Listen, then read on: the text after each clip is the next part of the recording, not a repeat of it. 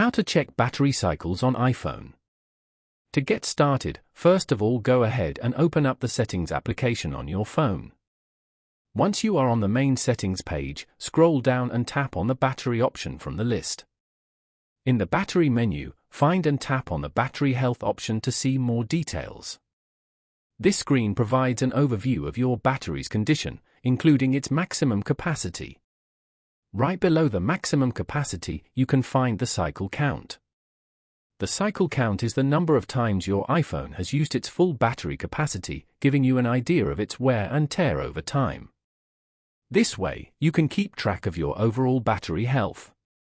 Following these steps, you can easily check the battery cycle count on your iPhone. Thank you for watching. Please leave a like if this tutorial helped you, or leave a comment below if you have any questions related to the video.